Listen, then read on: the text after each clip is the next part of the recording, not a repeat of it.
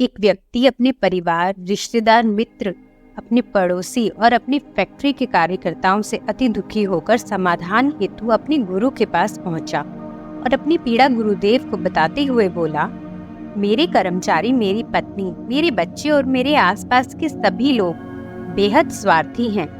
कोई भी सही नहीं है। क्या करूं गुरुदेव? उस व्यक्ति की वेदना को समझकर गुरुजी उसकी समस्या को भली भांति समझ गए। मुस्कान के साथ उन्होंने कहा, पुत्र, निसंदेह तुम्हारी समस्या अति गंभीर है। समय रहते इसका समाधान आवश्यक है। तुम आज रात आश्रम में ही रहो। मैं रात्रि में मंथन करूंगा और सुबह समाधान बताऊंगा। उस व्यक्ति को अपने गुरु पर अटूट विश्वास था। उसने आश्रम में रात्रि विश्राम की बात स्वीकार कर ली और आश्रम के निवासियों के पास जा पहुंचा। भोर की पूजा अर्चना के पश्चात अपने अन्य शिष्यों की समस्याओं को निपटाकर गुरुजी ने अंत में उस व्यक्ति को अपने पास बुलाया।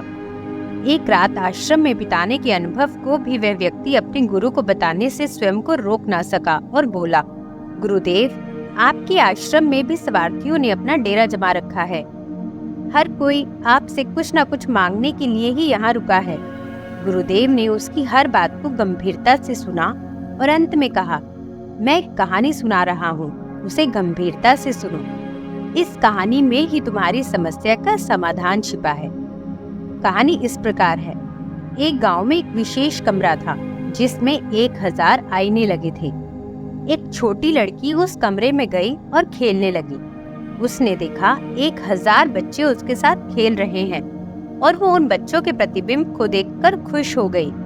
जैसे ही वो अपने हाथ से ताली बजाती, सभी बच्चे उसके साथ ताली बजाते।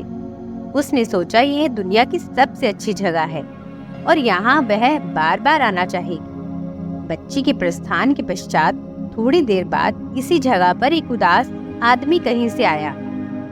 उसने अपने चारों तरफ हजारों दुख से भरे चेहरे देखे। वह बहुत दुखी हुआ।